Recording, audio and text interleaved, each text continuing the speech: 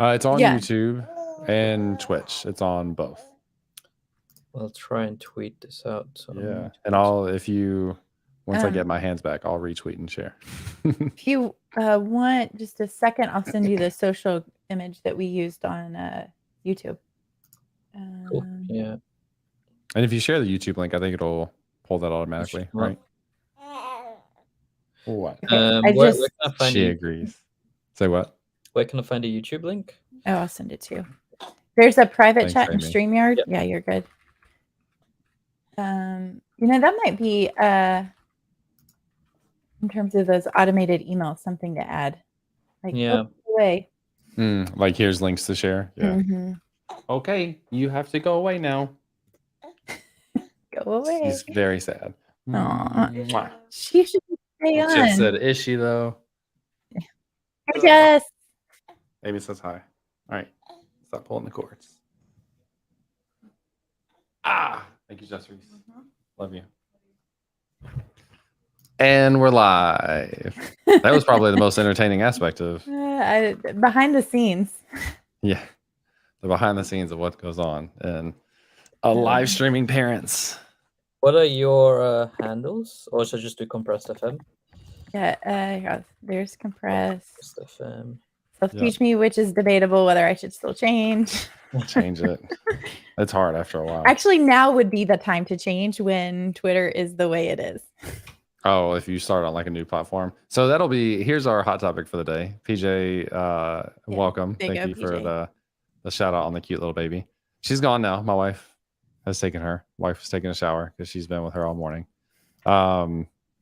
Do you feel differently about Twitter? Like I still have mixed feelings. There's more and more every day that just seems utterly ridiculous with Twitter. But at the same time, I'm not running away, and maybe I should be. I don't know. Like, what are your thoughts? Have you seen George? It is George. He wrote. He's like a tech writer, and he wrote about the rate limiting. Yeah. Did you see this? About being, I didn't see the article, but the rate limiting is like how many you can view per day or whatever. Yeah. And he was like writing about it, and he's like, here's the inside story, which I mean is always like, is it true or is it not? But there sounds so much merit to it. How did he get the inside story? He said he has friends. I think I do know which this. I'm like, Twitter is getting smaller and smaller. So I'm like, how many friends do you have there? There's only like 20 people that work there now. Yeah. So I'm going to find this article and share it because it is, if I can still find it. But what it said. You're building up the tease. What is it? Or should I wait? They were saying that Twitter had a contract with Google and their machine learning platform to help handle all the spam and the bots and all the things. And they wanted to end their enterprise contract because, I mean, Elon's like trying to cut all the expenses. And so the project to move it onto their own server was behind. So then they went back and renegotiated with Google, but did like a portion of the servers. And then because their servers couldn't handle even then, like the weight of everything, they rate limited. And so they're not giving the full story in terms of the infrastructure piece of it. Sounds legit. Find this. I know, doesn't it? Yeah. So everybody take it with a grain of salt. It could be fake news, but yeah, I thought it was on very the internet interesting. That's not true, though. I heard, so I think it's got to be. It does feel like it makes sense. Eric, yeah, I've heard the stories. I've definitely heard the stories in corporate experiences in the past. Something's gone late, so they have to go back to the vendor, and then keep it.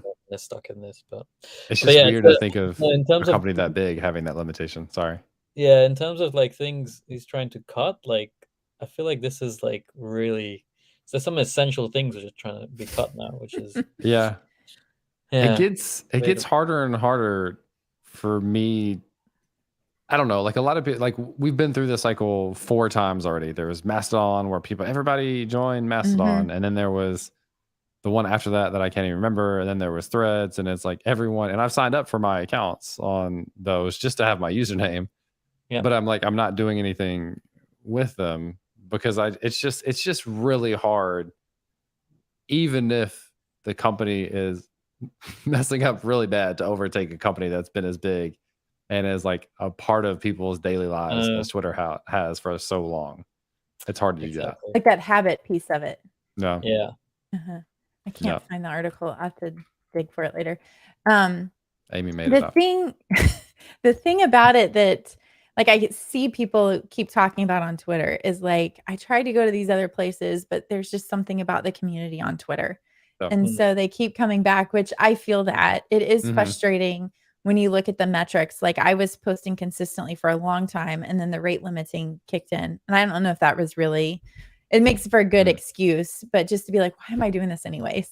And just to take a step back and kind of reevaluate. But I look at people like, Ryan Florence is a great example. He had 160,000 followers, decided, okay, I'm done with Twitter, quit for 2 weeks, and then jump back in. And it looks like his account, like his history is still there, but he lost all of his followers. So if you go look at his count right now, he's at 6K, or at least he was yesterday or the day before. What? And so he's reached out to Twitter. He was tweeting. He's like, how do you not just have a flag in your database for like archive, true or false? Turn it to false. Yeah. And he's like, was reaching out to engineers trying to see if there was anything that he could do to build things up. But he was like, well, at least there's not as much chatter on my account. I can keep up a little bit better. But, it just stinks. You put in all this effort to build up a community and then you're dependent on somebody else's platform. So, yeah, of course. And that's what people have been saying for years with the email, at least, or your own website. At least you own that corner. Nobody can touch it. So, but I mean, even then you start talking like your website, you're talking about Google's SEO, or you're talking about ChatGPT. Are people even Googling now? Are they ever going to find my stuff? So it's, how do we get SEO value in ChatGPT? Yeah, that's another big question. It's a fun and complicated world we live in. Always something. Always hot drama. I know. Eric on YouTube said run. I assume that was about Twitter. So let me know, people that are listening in, what is your take on Twitter / mainly, are you like continuing to be active on Twitter? And I am so far. Again, I am too. Here's the thing that I struggle with as well is, at least with Twitter, I can schedule out my tweets so I can feel like I can have some presence there and not have it like run my entire day. I'm not constantly having to check back in. And to me, I didn't even know you could do that. You can schedule on Twitter, like directly. Yeah, it's such a hidden feature, and it's only on desktop. Literally, I don't do that. That actually use a service, but you can. What service do you use? Because you can't use Hive anymore. Hype Fury. Okay. But the thing is, like, I can't do that for Threads. I can't do it for Mastodon. I can't do it for Blue Sky. And so I haven't really posted on any of those platforms yet because I'm like, I don't want to live in 3 more platforms every day. No. So. And there is a zero-sum game to be said about, I think, some of these social platforms. Like, it's going to take time from something else, and unless really you know there's something really you're not enjoying about one platform, you're not going to switch over. And I feel like there's like there was a really interesting tweet when Threads came out, like a satire that basically said, this is the time you're going to find out if everyone on Instagram has a personality or not. The pictures are harder on Threads. You got to talk, and so it'll be interesting to see how it turns out. That's hilarious. And they also, like, shorts are so big, or Instagram reels are so big on Instagram too, that like there's a lot of personality there. Yeah. The other thing about Threads, and I haven't dug in too far, so again, fake news, lots of salt, is that the algorithm is not quite as good in terms of like your followers and limiting what all you see. It's just kind of a fire hose. Well, it's trying to learn like what you respond to and stuff early on, I imagine. Yeah, I've heard that. PJ Ash, does Meta Business not have thread posting functionality? I'm not sure. Is Meta Business a specific thing? Is that like Facebook for work? That's a good question. Yeah, I'm not sure. I do know they have an internal messaging system, because I was talking to somebody and they're like, I'm trying to get a hold of somebody using their internal messaging system and it's terrible. And I was like, they have so many systems. How is it terrible? So many things. It's like you could use Instagram direct messages. You could use WhatsApp. You could use Facebook messages, Messenger. I mean, very true. All the messaging. Do y'all want to get started? Yeah, let's do it. Cool. Everybody listening in, you can see the title. What we'll talk about: side project to full-time dream, which like resonates so much, I think, with both of us. And it's a similar or like related to a lot of the conversations we've had in the past in a very good way. So I'm particularly excited. I imagine Amy is as well. But yes. I'll get the music queued up and then I'll introduce us and then welcome you on.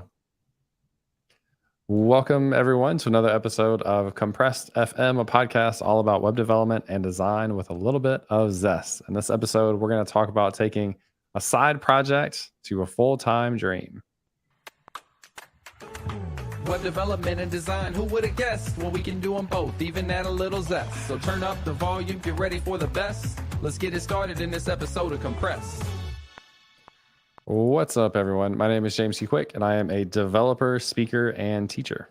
Hello, my name is Amy Dutton, and I am a lead maintainer on the Redwood JS core team. And we have Elston on as a guest, the founder of Tiny Host. Do you want to introduce yourself and tell people a little bit about your background? Yeah, sure. Thanks for having me, guys, here. I'm Elston, based in London, founder of Tiny Host. I was primarily a software engineer, I studied computer science, went through the corporate kind of software engineering routes, but always wanted to, do my own thing. And after a lot of failed projects and side projects, Tiny finally, took off. And I'm now full-time on Tiny Host and building it and trying to take it to the next level. So cool. Love everything about that. I've like literally quote from myself over the course of years. Like the coolest thing about being, I know. Well, I have amazing quotes, so it makes sense. But like the most incredible thing about being a developer is just the ability to see a problem and go and build a solution. Like we all have that power. It's not easy, as you said. Like you've been through many iterations of things that didn't have the success that you have now, but we have the ability to do it, and I think that's so exciting. I'm kind of curious, maybe a hot topic or maybe it's not. This is maybe unrelated, so we'll do it shortly. But computer science degree. I have a computer science degree. I treated it like school, so I got good grades, but I didn't learn like almost anything really that I should have coming out of college. I was very underprepared for interviews going into the real world and out of college. Just really quickly, what's your reflection on like the value of your CS degree for you? Do you feel like you got a lot of value out of that? Yeah, I completely resonate with what you just said. I mean, there was a massive gap between when you graduate and actually, get a job, and also just like practical engineering. I think my course as well was very theoretical, so there was barely any, programming. And if it was, Java and maybe one or two modules on it. But I was doing JavaScript development by the time, I was in a full-time job. The time I've really valued it and realized where it has its value is when I actually hired somebody in a previous role. I had two people. I had one person who basically graduated from a boot camp, and he went through like a 3-month intensive boot camp and was ready for the world of engineering. And then I had an intern who was second year in computer science. Basically hired them around the same time and put them, to work in some problems. And interestingly, the second year engineer from, who's still studying computer science performed better than the one who's gone through the boot camp. Right. And what I realized is, yes, it doesn't prepare you for like practical skills straight away, but it can condition your mind in this logical kind of form and way that helps you really tackle problems in a better way than someone who's gone through 3-month boot camp. So it's tough. Like I feel like it's tough to go like, some of these boot camps they promise a lot, but like to be able to really, be an engineer in 3 months is difficult. It takes years of conditioning and, problems and experience and, banging your head against a wall until things work, learning lessons hard way. But yeah, I agree. Like, I think I know some successful engineers and founders as well who haven't even studied computer science. And when I studied CS, it was at the very early, brink. It was just, just when Facebook kind of launched, and it wasn't like a popular, course back then. And so there wasn't as much, online on YouTube tutorials and books. But now, honestly, you can, pick up everything online. So it's a different environment. Different So world. if you ask the same question again today, it's different than what it was back then. So, but yeah, it kind of depends on your circumstances as well. Yeah. I feel like we often kind of overlook when we compare formal computer science degrees versus boot camps. I think we often overlook just how much time you spend in a 4-year degree. Like you're spending 4 years studying a topic versus 3 months is like, I've never even heard of a boot camp that's 3 months. Like 6 months is something that I typically relate back to. Yeah. But the difference between 4 years versus 6 months is a drastic difference. And there's a lot of more practical things, I think, in boot camps, because I'm jealous sometimes of like the things that people get to learn in boot camp versus what I did in college. Yeah. But I think probably the most important thing is that those are both viable ways to break into an industry that is not now requiring a degree like it used to 10 years ago, probably. And that's the really amazing thing. Yeah, and the reality why boot camps became successful is because we couldn't get engineers, fast enough through the system. Traditional system. So we need more engineers. That's a must. So, but it's something that we definitely need to work on. Yep. Do you want to kind of give us an idea of your journey of working? What types of full-time jobs did you do? What did you do? And then also, how did you balance and what was your interest in and why did you start building stuff on the side? Like talk us through kind of doing both of those at the same time and what was going through your head.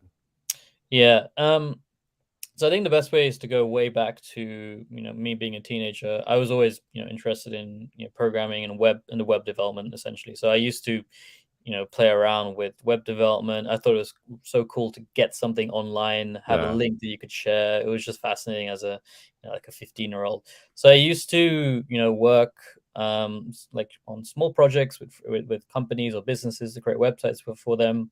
Just all self-taught skills. Really enjoyed it. Then it made sense to study computer science. So I studied it. And then at that point, I guess it was this. I had to figure out what I wanted to do next in terms of career. And in London, where I studied, there are a lot of financial services, banks, etc., who are recruiting, engineers, and it's a big funnel actually to go from London universities into the banking system, and so it seemed great, like one of these jobs. So I joined I did an internship there, and then I joined on a traditional graduate scheme into one of these big banks, but after my internship, I just look back at it and I realized that this is not what I really want to, the way I want to spend the rest of my life. I looked at people who are 10 years ahead of me, and essentially they just seemed to be in the same situation, but in different seat, like that. Yeah. And I was just questioning this myself because it was actually the first time, I was in the massive corporate experience and experienced what, how people spend their careers. And it just didn't resonate with me. And I never thought myself as an entrepreneur or founder, but I realized that I wanted to do what I was doing before university more so than after. So at that point, I just like building and creating things. But the reality was I was useless at marketing, all the stuff around it, as a developer. So I was just working on things, and there was several side projects through that. So it was always on the side of a job.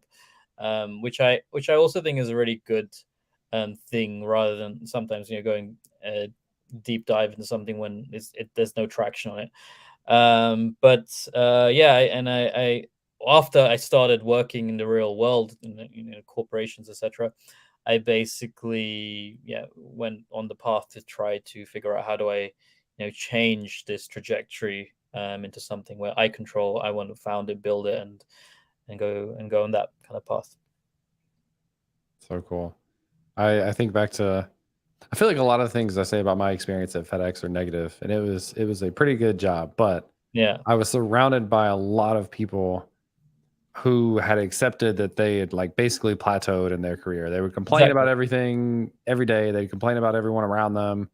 They'd complain about management, but they weren't doing anything to try to change it. And they were just there, and they were just going to ride it out until they retired, and they were going to make whatever amount of money, with 3% a year increases or whatever. And I was kind of looking to do something different, which is a big part of the reason why I left. But I didn't want to be surrounded by that. I wanted to be surrounded by people like I am now, like doing this podcast, of people who have a different mentality. And that doesn't mean that everyone needs to be a startup founder, needs to be a builder on their side, but just like you have energy, you have excitement, you have passion and desire to build stuff. Again, as a developer, being one of the coolest things.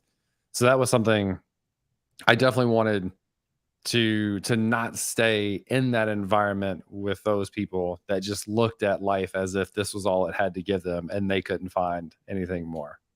Yeah, no, that makes a lot of sense. And there are also a lot of great companies that have engineers, and you can really feel motivated as well. So that's there as well. So there's a lot of options. That, in fact, the last job I had was the best job I've ever had in my career, but there was still something inside me just wanted to do my own thing. And I think it was also a combination of me just being personally interested in a lot of things, right? So design, marketing, development, product. And it's tough for any job to really satisfy all those kind of interests and needs. So yeah, just continued working on things and decided to see where to go. I'm going to ask Amy's burning question, coming from her perspective and all of us as a person who wants to build a million things. This is all of us. This is not just Amy. Do you mind? This is a good question. Do you have like a couple of examples of things that you built that didn't really go anywhere, just out of curiosity?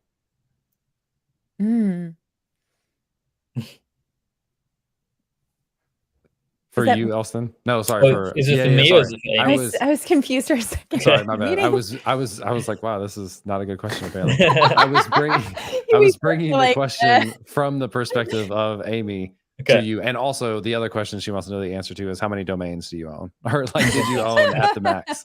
I'm just asking questions for her to get it out of the way. James, we've done this long enough that you can read my mind.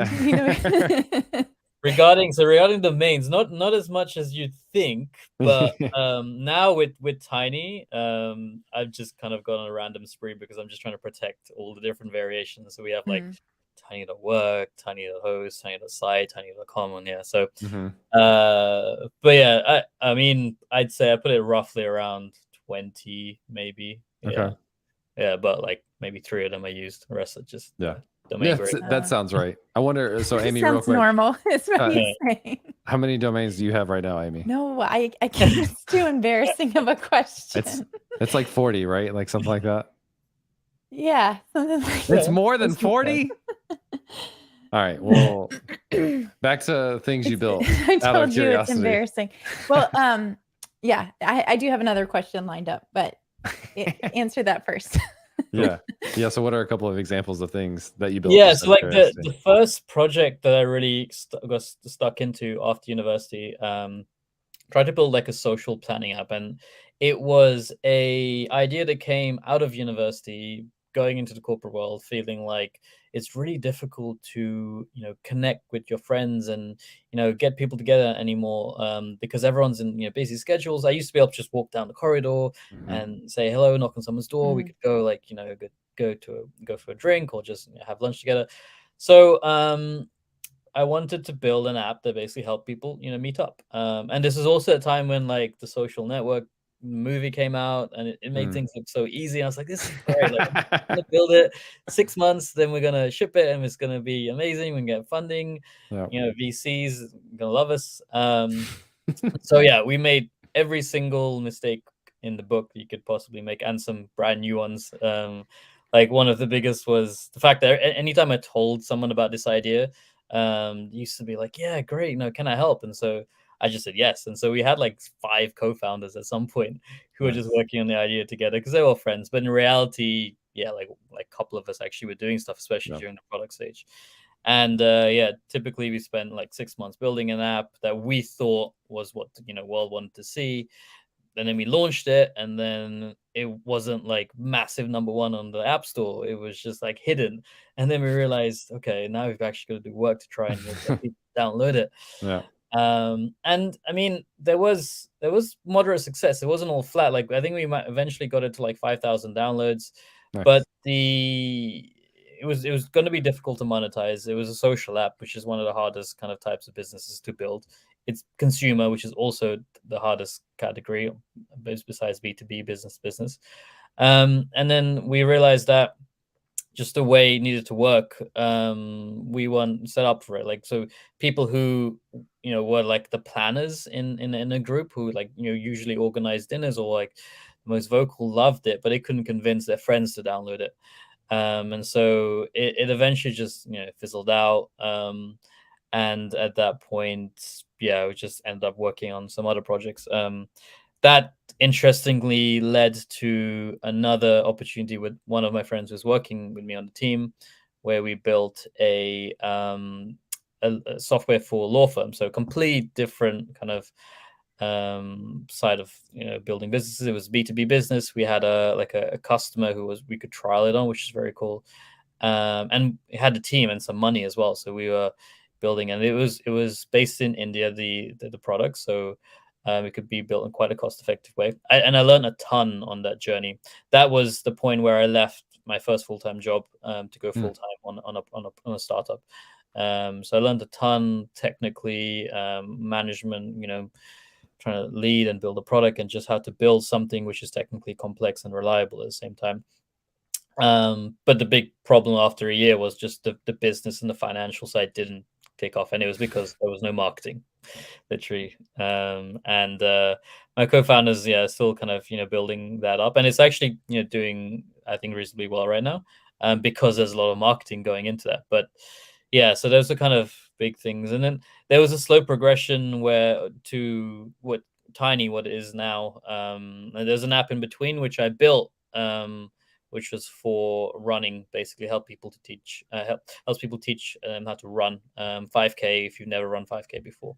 And that was a product I launched just by myself. I wanted to make something where from the beginning, you know, you could actually pay for it, you could charge someone for it, and I could, you know, ship it and launch it, and also just try to, you know, get the word out and learn a little bit marketing from that. So that was cool to make my first proper, you know, dollar online. And yeah, I kind of kept it in the background as a side project. But then, yeah, the world of SaaS kind of drew me, and so I moved on to Tiny a bit later. But that running app still exists actually, and I think it makes like, you know, I don't know, $100 a month. I haven't touched the code base in like 3 years. Yeah. I need to get back to that. You said a couple of times that it didn't have marketing, or the marketing wasn't good on it. So I'm really curious to hear that piece of it, and maybe what was different about Tiny with the marketing. And so with Tiny, what I did is I spent 1 month developing the first version of it, and it got to a point where after you're an engineer for so long and you build so many products, you kind of get a bit, you know, tired of building things which no one will use. So I became a very lazy entrepreneur or programmer in a good way, where I would build something, but I want people to use it, so I didn't build too much. And so what I did is I built it. You know, I built something. It took like 1 month part time, and then I just figured out how to, you know, market it. And it was more an exercise for me to learn marketing as opposed to anything else, right? I wanted to just build something which I could learn how to remarket. And I saw like other products out there, you're doing well, and I was trying to figure out how, you know, how they're doing well. And really, like, the way, looking back, the way I've figured it out and distilled it is, there's no silver bullet to teach you how to market a product. It's literally about, like, as I put it, sprinkling seeds across the internet, and then just seeing which will grow, and then watering and doubling down on that kind of stuff. So what are the seeds? It could be YouTube videos, it could be posting on Reddit, it could be SEO, it could be paid ads, it could be social. It could be communities, it could be in person. So it really depends on your product and what you're trying to do with tools. And we found that with Tiny, it's much more inclined to SEO. So Tiny grew really, really well through SEO. But even SEO, it took us about 8 months to figure that out, or like see the fruits of our labor, because SEO takes a long time. So people are not patient sometimes in that. But yeah, it was about just trying lots of different things out, and then waiting to see what grows and figuring out what's that distribution channel, right? That's the point where you realize, okay, you can actually, you know, get users and make this into something which is bigger than, you know, just product with a few users. How much did copywriting play into that, and how much did design play into that? I think now there is a big part about design and creating something which looks decent. It doesn't have to be like, you know, highly polished, but I'm my background was, you know, is a web designer, and I love design. So as a front end engineer, I was always, you know, quite good at that. And so, but I didn't hire a designer. I basically did everything myself. And even the UX was quite simple and very straightforward and easy to use. And that's kind of been big sell for Tiny for a while. But the copywriter, again, we didn't hire a copywriter until, you know, about a year in, until we realized that we need to scale this operation. But we were just writing, you know, simple articles, or we were writing, you know, product landing pages. With SEO, what really helped was using the correct tools. So there's tools like Ahrefs or SEMrush, and doing proper keyword analysis to figure out where are the gaps in content, right? Where can you really create content which people are searching for, but are related to your product? And when we figured that out, and it's like shooting in the dark as well. A lot of times, you just need to, like, you know, tick off like, you know, 10 different ideas and just wait and see what Google will pick up. You really don't know.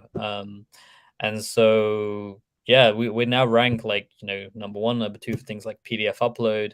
We rank number one for resume link. To this day, I don't know why Google puts us there above some other like big players, but we are there, and we've kind of grown significantly through that traffic, which is really cool to see. That's awesome. One of the other things that you said that's also really interesting to me is become a lazy developer, and that I only build so much to a certain point. And so I'm curious if you have a mark in your head about where that is. And I will give us a little bit of context too. It's interesting. I posted a tweet this week that was like, hey, here's a side project I've been working on. And I posted a screenshot from a Figma file. And one of our friends commented and was like, hey, when's the MVP launching? And I said, the last 20% is always the hardest. And in my mind, it was just because it's hard for me to gauge when that date is going to be, because it's just a side project. And he was like, you've already waited too late. And I was like, well, it doesn't even work right now. So it has to work first. And they were like, exactly. Yeah, you contrast that to another tweet that I saw this week where somebody said, we tried to post so early and often that people looked at it and said, it's broken, we're not going to use it, we're not interested in it. And so a lot of people would take that feedback and say, well, I need to move on to the next thing because people aren't responding the way that I want. So instead, she said, we like doubled down and cleaned up all the bugs, got the experience cleaned up, and then people started resonating. But she's like, if I had followed that traditional advice, we wouldn't have the product that we have today. So I'm just curious, and it's a really long-winded question with a lot of context, but like, what's that point in your head?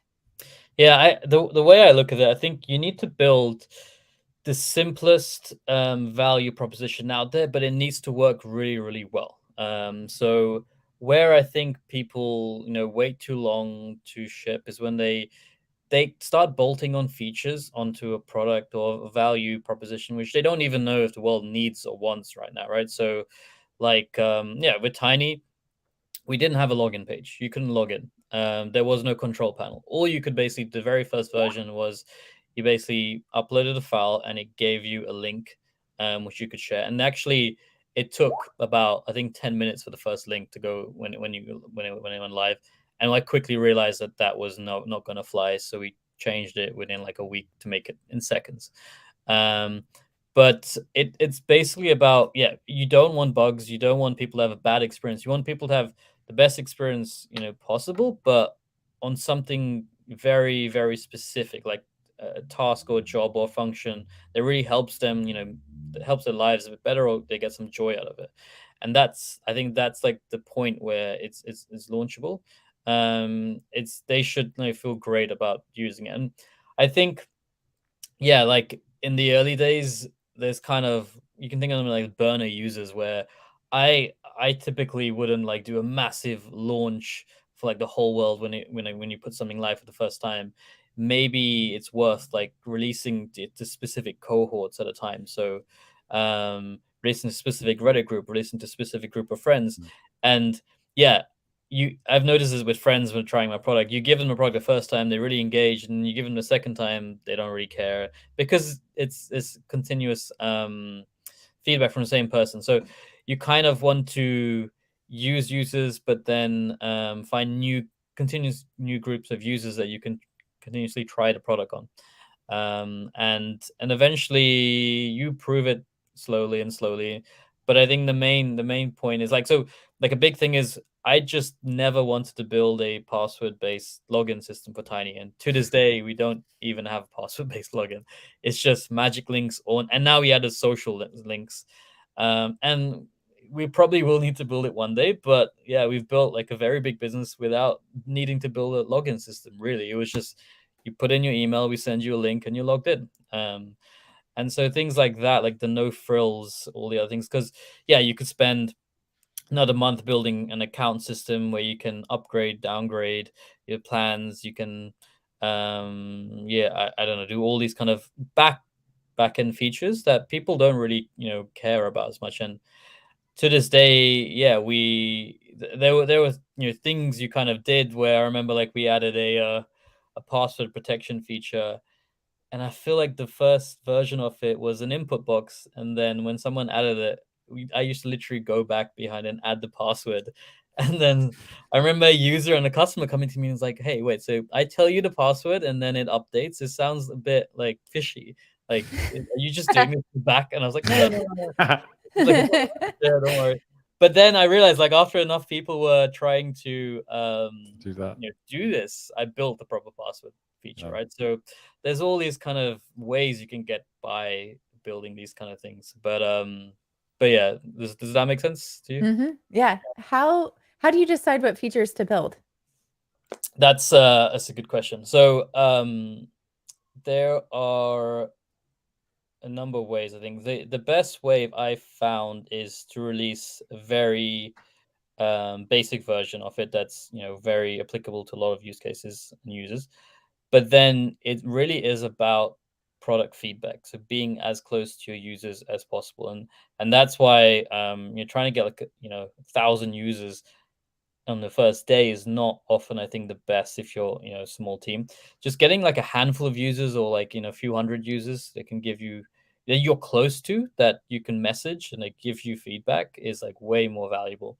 And so one trick I've done and repeated in the past, I used to launch on Reddit very, very early, because Reddit is really good to get feedback if you market them the right way.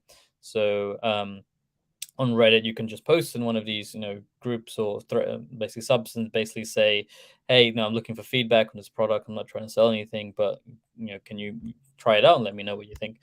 And if you ask enough people, you start to recognize patterns, right? So like multiple people would say, "It would be really cool if you can link my custom domain to this, or can I log in and control this?"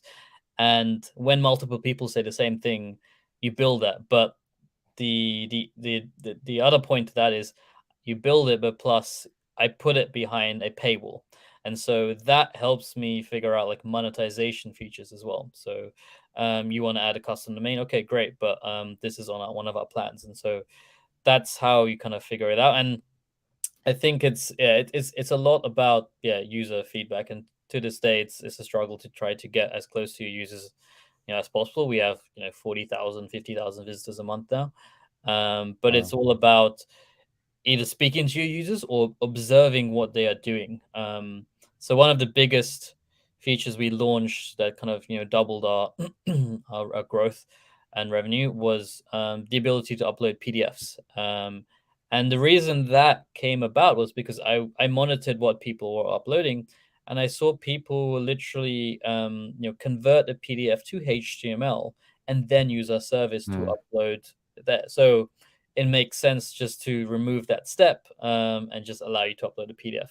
So you can get feedback by not actually speaking to users as well, but by just qualitatively analyzing what users are doing with your platform, and picking up trends and patterns as well, and from customer support. So yeah, there's a few different ways, but it's very heavily centered around what your users are doing with it, as opposed to I'm just going to build stuff for the sake of, because it's cool. Yeah. One of the things that surprised me when we were doing user research, I was working with a fine tech company, was that if we put something out and we tested it against a user sample of 25 people, it would have the exact same patterns as if we tested it against 50 or 100. So if it was inconclusive after 25, and we would be like, oh, well, we'll just ask 25 more people, it was still inconclusive, which is interesting when people are like, oh, well, I don't have the user base to be able to get the feedback that I need. It's like, you really don't need as many people as you think you do, as long as they're the right people that you're asking. Yeah. I mean, you can get a lot of feedback by just showing like a Figma mockup or something to just 5 people that you can have really good conversations with, like 10, 15-minute conversations. And they'll probably say, the same things. And that when you scale it up, you can solve those problems much sooner. How do you balance, because I've also heard one of the downfalls of user research is that you're abdicating your job as a designer, as a developer, what your role is. Instead of you making these decisions and bringing your professional expertise, you're relying on somebody else to tell you, no, that's not the right shade of blue. No, your buttons should be rounded, like all these things. Yeah. And you could say that like Steve Jobs was on the extreme end of that. Like, I'm going to tell users what they need. But like, where's the balance in there? Because I don't think it's all or nothing.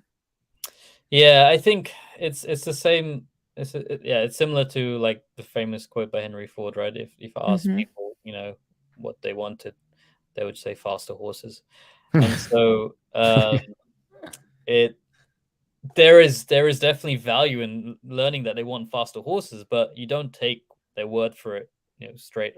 You basically go build a car, right? And so it's a cross between, and I think that's what makes it's a hard part of entrepreneurship and business, etc. You have to have some kind of vision for like your product, and you know what kind of direction you want to take it in, but don't hold it so tightly that you just ignore what's in front of you.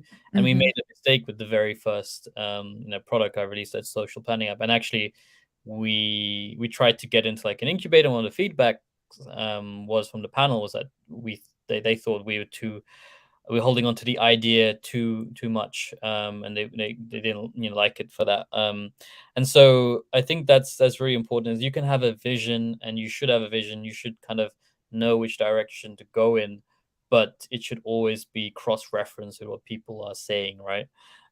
So when people say, this is what kind of I want, it probably isn't what they want, actually. Just kind of, you can also, an easy way is just it's like the 5 why question. You keep asking them why, and you get to a root cause of, okay, actually, it's because I want to get from A to B faster. And okay, you don't want a faster horse. Maybe I can build you, something else that'll get you there. Yeah. And so it's these kind of nuances you kind of want to lean into to figure things out. But yeah, it's not easy for sure. There's a lot of trial and error as well. Yeah. You mentioned like the quantitative analysis, I think, like just looking at how people are using the products from the details that you can see. You mentioned posting on Reddit and getting feedback. Do you have like a community around this? Like, do you have a Discord or a Slack or a place where people can kind of hang out and share things that they've learned or ask questions in that sort of way? You mean for Tiny, or just like me as part of an entrepreneurship community? Yeah, for Tiny. Yeah, we don't have a community as such, actually. I think that's something that would be cool at some point to build. Yeah. We have we have particular list of users that our customers that we're very highly engaged with and that we can connect with. But it's something where it's another thing. If we had a community, we wanted to do it well. in a good way. Yeah, do it in a good way, and that means using time and attention span in a different place. So something we should do, but not so far. Yeah, not yet.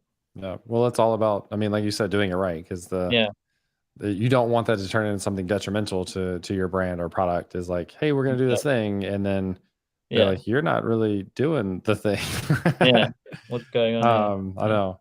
What's kind of like the current state of Tiny from a company perspective? Like, how many people are working on it? How many full-time people? Like, what's the team look like? Yeah, so we're still small and tiny as it stands. We are There's me, and then we have about 5/6 contractors working with us. And interestingly, it's more heavily on like marketing and promotion than it is on dev. So developer wise, kind of you have like one full-time developer and one part-time developer. Okay. But the rest of it is more like SEO content, and that kind of stuff. So, but yeah, the stages where it was just me for a while, and I think there's two routes you can go down where you see, indie hackers and entrepreneurs just build successful businesses by themselves, but it can be very frustrating and also difficult to manage all the different aspects of your business, because now I'm kind of looking at marketing plus development plus product plus customer support. And what that means is you find it very difficult to focus on the next stage of the business. So I'm in this like a process where I'm kind of figuring out how do I free up my time. And as a CEO and founder, they say your main goal is to make yourself redundant, right? And just get a team underneath you. So formalize it into a proper team and structure, so we can grow a bit bigger. So we had this interesting transition phase where it's leaving me but becoming into like a proper product and a team as such. So yeah, that's cool to see. That's exciting. Yeah. What's the tech stack that is used? Yeah, it's quite simple. We are tiny. Yeah, tiny stack. Tiny JS. No, not yet. We use React on the front end. We're Node.js on the back end. Okay. We're all hosted on AWS, and we use DynamoDB, S3. We're a static host, so S3 is very much like a foundation, CloudFront, all these kind of services. And yeah, it's an interesting point as well. Like if you're really interested in learning stuff, and you're just coding and building and trying different frameworks and libraries, that's great. Like do that. But if you're really interested in building like a product and a company that grows and you can actually live off, etc., you kind of want to keep your tech stack based on what you are comfortable and the most aligned with. So I'm a JavaScript developer, and everything I've used is because I've used it in the past. I didn't try to use a brand new framework or brand new kind of architecture, mainly because I wanted to get it out as soon as possible, the whole lazy developer thing. Yeah, there are parts of Tiny now which needs to be upgraded. Like some of our React components are really old and kind of need to be modernized. But yeah, and plus it's one of those things where you don't really know what the product will look early on. So you want to build it in such a way that maybe you need to throw it away, you rebuild it another way, or you kind of transition it from this type of product for another product, you pivot. And so I have friends and developers who basically would spend a lot of time just making this perfect tech stack and making sure to have all the DevOps in the background, and they can kind of connect everything, Kubernetes and all this kind of stuff. But then the product doesn't actually have users. So you have an amazing infrastructure with one user on it. Whereas I'm in the opposite, where I have a very, very simple infrastructure or architecture, which we should definitely upgrade. But you'd be surprised how small of an architecture and how efficient some of these technologies are, with just the basic setup of these things. And so yeah, that's it. But it really depends what you're trying to achieve, right? If you want to learn cool stuff, like it's not a business, like treat it as a hobby, a project, and build it. Like you can learn a lot of stuff. But if you want to build proper business, think of it differently, I think. Yeah. Who do we have on, Amy, that talked about Alan Shreve? Is that what you were going to go to? Ngrok, yeah. Yeah. What did she talk about?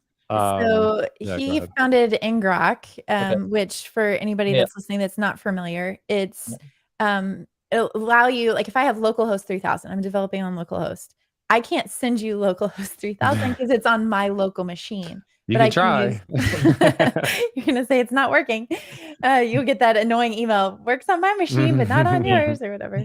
So, but what you can do with Ngrok is you can set up a tunnel so that somebody can go straight to your computer basically and see that you're running project on your machine. it's really helpful. I've found if I'm, say, trying to develop something and create a webhook with maybe Stripe or something like that, because Stripe can't see localhost 3000, but I can give it a link that ngrok provides to be able to continue to do local development. But the whole point I'm bringing up with this is that he's like, pick a boring tech stack. If you're going to build a business, pick something boring. It's not about being the latest and greatest, but it's about being able to have something that's stable that you're familiar with. So that's kind of neat to hear those same themes resonate in both of your stories. Yeah, and it is kind of it's unfortunate as a developer because we always want to work on cool stuff, and it's one of those things where you look at like successful tech businesses and products and projects, and honestly, like the sad part of it is the tech is the least important part of it. It's actually, I mean the cutting edge part of it. It's mainly you need to build something reliable and good and useful. It's mainly like the product, right? It's like product and marketing. You really need to figure out like what people want, and how to get people in front of it.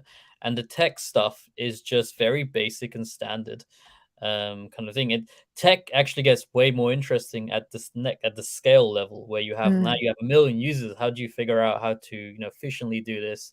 The infrastructure around it and this kind of stuff. I'll have a really cool quick UI. But early on, the tech is boring, unfortunately. And it's more about the other stuff which you kind of need to learn as a developer to do that. But the bonus part as been developers, the text of business backgrounds, and they find the tech stuff really, really difficult, and so it's harder for them to take the business and get something out the door. But because we can get something out the door quickly, that's the advantage we should really leverage and maximize. I'm super fascinated right now by problems that people have at scale. Exactly what you're talking about. We have a friend that works at Atlassian, and he was just saying like a lot of the hot drama on Twitter is always interesting, but he's like, those things, or even like the tutorials, they don't apply to me because we have such a large infrastructure that we have to support. And I'm going to tell a brief story just because I thought it was fascinating. But I work on Redwood JS, and Tom, who founded GitHub, was talking about how they were trying to migrate their database from the West Coast to the East Coast for speed. And they had this blows my mind. They had all of GitHub running off of a single database. And it was like terabytes. And this was like 2010 when they're trying to migrate all of the data from West to East. He said they did two different solutions that they experimented with. One was they were going to run rsync across the country. Oh, wow. Because rsync will just update the things that change. So he's like, we were just running rsync over and over and over again because eventually it'll get really fast because you're not making as many changes. And he's like, then we would shut down the old one, run a final rsync, and then bring up the new one. The second one was they had somebody copy all of the data down to a hard drive and physically move it, right? Yes, fly across the country and go over and then try and upload everything. So he said that the rsync was actually just slightly faster. The fact that he was talking about somebody flying across the country with the GitHub database handcuffed to their hand was hilarious. Was it actually handcuffed? I don't know if that was just a point in the story. I would not have wanted to be that person. I would not have wanted that responsibility at all. I don't know. That's just like for security. I guess that's like security, not just like oh my God, that data. They now have a vault somewhere, I feel like, right? Is it in Iceland or something? I have no idea. Which is like every open source project or something there, which is like just in case everything gets deleted. It's like this temple of codes, which is well, and you remember a few years ago when somebody like deleted GitLab. Yeah, I think I've heard about that. Oh, did they? I don't know if I knew that. Yeah, that was terrible. Scary times. Oh. Do you want to move into the next section, James? Yeah, I'm gonna. Yeah, okay. A real quick question, Austin. I love to. I don't know if you have anything secret you can share, but any thoughts on like what's next? Like what does the next journey for Tiny Host look like, or if there's any particular features that are on the roadmap that you can share with people? Yeah, I think that's something we're always kind of trying to explore with. Our main I guess background and philosophy with Tiny was to make things easier to upload, make it easy to upload things to the internet. And so I think we still want to stick with that kind of strategy, and so we now allow you to host HTML, zip files and PDFs. But I can see a future where we can allow you to upload absolutely anything very, very quickly. So if you're in music, or if you're in publishing, or if you're just want to upload an image or something. With that comes tons of moderation issues and infrastructure stuff we got to figure out. But I think that's the direction you want to hit in. And then we're also looking to lots of integration. So like we've had tons of people, message us about like, do you have a command line integration? Like, can I do it from that? And I never really sort of value in that, mainly because there's tons of other tools which offer that. But I think some people just prefer us as well. So we're now in a point where we're trying to actually release some integrations. So like Zapier, no code integrations, command line tools will come out, and build the product up that way to make us more integratable in other kind of platforms. And then there are just integrations from a apps perspective. So we're not against like a very simple website builder or something that just helps you with the creation side of what you want to host. So traditionally, and as we are now, with the last mile, we are where you have tools you want, Canva, Notion, Builder, and then you export and you host on us. But we can definitely see us getting slightly before that, and exploring those kind of options around there. So yeah, it's interesting. It's a lot of more customer research and interviews that we got to figure out how we kind of transition to that. Cool. Have you taken any funding? We have not taken any funding. So I'm a big kind of supporter of the bootstrap and indie hacker scene, mainly because of also the things I've tried in the past where I really wanted to raise funding or get into YC or get an angel investment, but I just decided to just do it by ourselves and see how it goes. Not against funding, but we're profitable. We don't strictly need it right now, but it has the potential to help us go faster. But also, as it goes, the later you raise, the better value you get as well. So I think that's important to say. And I think one of the biggest gripes I have with like entrepreneurship still to this day is that people think it like if when you want to start and build a business, you need to go. Your first main milestone and goal is getting investment and funding. And I think for certain types of businesses, yes, that's important. But majority of businesses, if you're trying to build a business, you don't need funding, really, especially if you're a developer. You really don't need funding. You just need, to really get traction and get people to get one user or one paying user is a bigger milestone, I think, than getting funding, because that is there's a lot you have to go through to get to that, and it's also it's a very better next kind of stage once you have some paying users on there, then have money. Now what I figure out what to do. And also there's the other kind of issue is that if you run out of funding, your business is technically over if you have all these kind of expenses. But if you're bootstrapped, you can go on for as long as you want. And Tiny took a long time to get to something which looked reasonable. And if I didn't have the patience, or if I wasn't doing on a side, maybe it would have shut down and never got to where it would be. It depends on your personal circumstances and what kind of you're interested in. But I'm way more into bootstrapping and the indie hacker scene. I love that. You want to move into picks and plugs? Let's do it. So this is the last section of our podcast where we pick something that we've enjoyed recently. Oftentimes it's something we bought off Amazon, which will be mine, something we've read, something we watched, a tool we use, anything like that. And then anything that we want to plug for ourselves. Either of you want to go first? You want to go first, Amy? Sure. So you inspired my pick for this week. So it is me or Elston? Elston, sorry. Oh, I felt special for a minute, but now I take it back.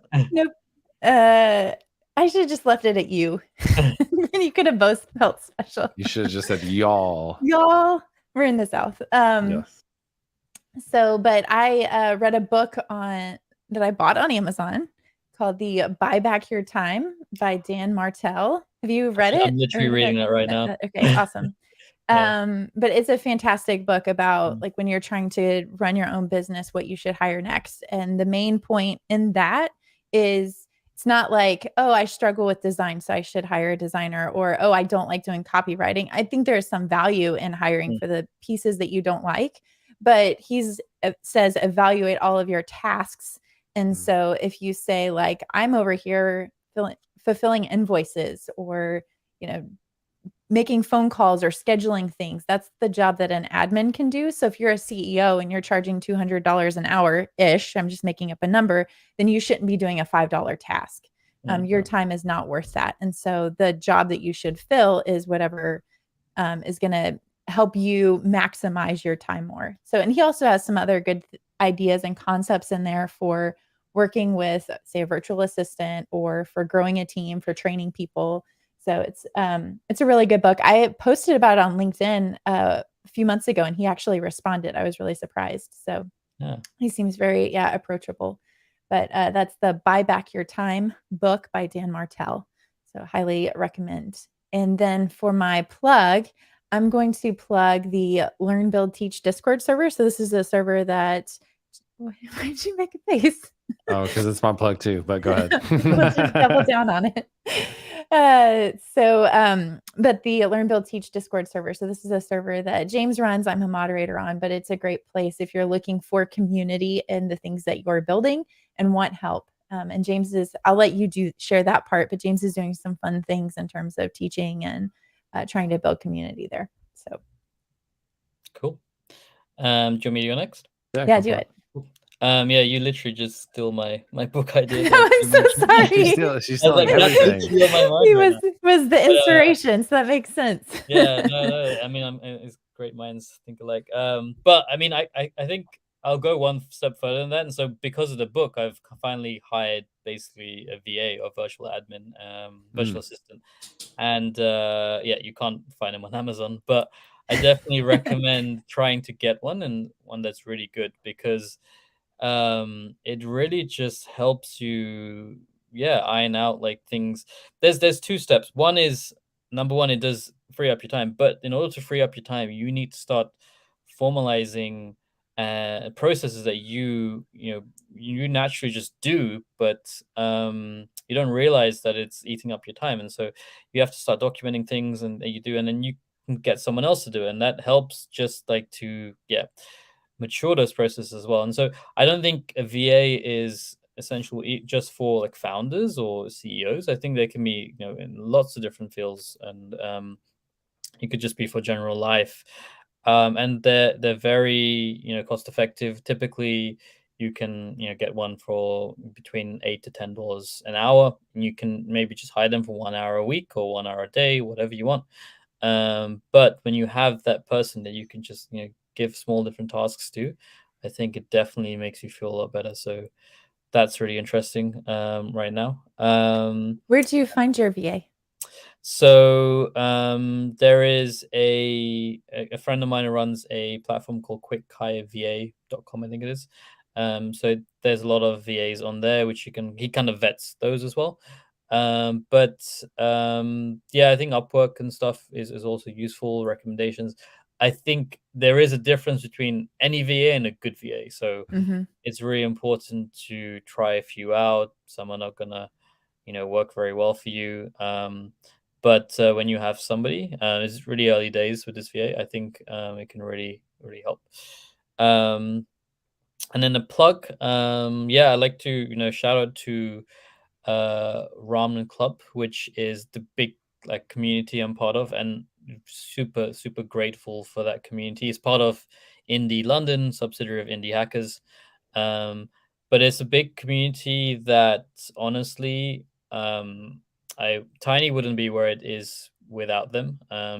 Mainly because of all the tips, the tricks, and the people in the group that really teach you things that you wouldn't have found on the internet. So I learned SEO because I met someone there who was just, a bit further than me, and now they run a massive company.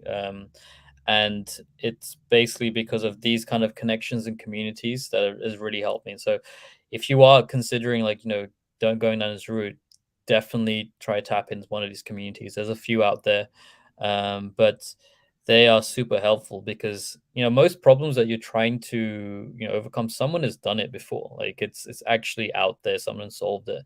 And so anytime I have a problem, I usually post it on Ramen Club and Twitter, and I usually get some kind of response, and it's super helpful. So yeah, that's my two.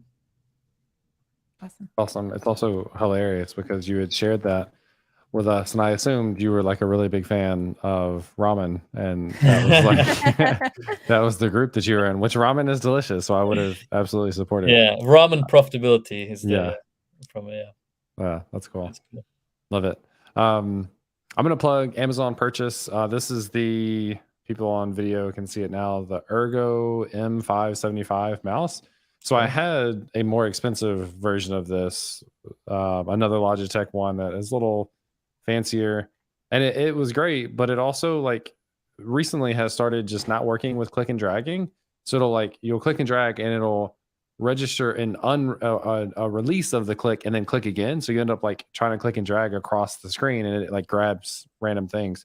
And I took it apart and like cleaned it because I'm thinking it might be like a sensor or something, and maybe there's something just basic in there that's not working. Anyway, so I ordered that one was 120. This one, the one I'm picking, is like $40 on Amazon, and it's basically the same thing. And I had to get one of these early on for my wrist, for specifically doing a lot of drag and dropping. So it's got the trackball on the left, and the mouse just stays still. It doesn't move. You just move the trackball, which freaks some people out when they see it for the first time, but it's like second nature to me now. So anyway, this is the Logitech Ergo M575, especially if you have any wrist problems. It's worked out really, really well for me. It's not that expensive, and it works with Bluetooth. So I just throw it in my bag and carry it with me everywhere I go. And You're then the only person I know that uses a trackball. What, really? Yes. It's like very common. Yeah, like just need to join a trackball community then. Me and all of my friends that are using. Okay, someone has to comment on Twitter and let us. I'm posting on Twitter after this to prove you wrong. Don't use mice as well. I've realized these days. I feel like. Yeah, I have a trackpad. Yeah, I like the gestures, mouse, but I prefer it. Yeah, that particularly gives me wrist issues. I also have the trackpad like for 3-finger swipe on because I leave my MacBook open so I can 3-finger swipe and stuff to do the transitions or the swipes. But then I have the mouse. Anyway, I'm posting on Twitter to have somebody back me up after this. Have everybody share their pictures. Yes. For my plug, I'm going to plug something people have never heard of. It's called the Learn, Build, Teach Discord community. And it's a lot of fun. The thing that Amy referenced that we've been doing is live sessions on data structures and algorithms. I kind of started by doing one super impromptu, and people seem to enjoy it. So I did another one which people enjoyed, posted on Twitter asking if people were interested in that type of content. Got an overwhelming yes. I had to cancel the one we were supposed to do yesterday. But anyway, that's one of a few different things that we've been doing recently, which I think is a lot of fun. So great community, especially for beginner to intermediate developers is a lot of what we see. So anyway, that is at learnbuildteach.com. So I think that's going to wrap it up. Elston, thank you for joining us and telling us a little bit more. I don't know, probably what Amy and I both have dreams of doing long term, of like starting. I think lots of us do.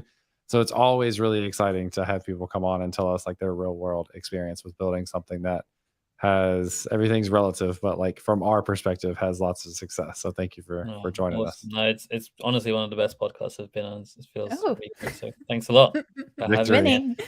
And on that note, if you have any advice in the future, feel free to reach out. Yep, absolutely. And on that note of best podcast in the world, if you enjoy the podcast and you're listening to the audio version of this, make sure to leave a rating or review to help us continue to bring on amazing guests like Elston. In the meantime, that's all we got. And thank you to everybody in chat. Todd Libby showed up right at the end, so we're going to miss like actually interacting with I was Todd. just going to tell him, I don't think a trackball mouse is very accessible. Why is it not accessible? Well, you could argue that a trackpad or a Magic Mouse isn't accessible either. It can I can be. argue anything. Anything can be argued, whether it should be. Yeah, whether it should be, and whether you're right in your argument or not. I'll just assume that I'm right. I feel like that's the best way to go. Stefan joined us right at the end too. Yeah, sorry everyone. We are at the same time every week. So 11 o'clock Central is when we kick off Central American time. Not Central America, like CDT. Time zones are tough.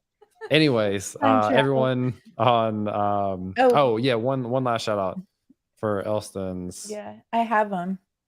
Somebody's asking for your socials. Yeah.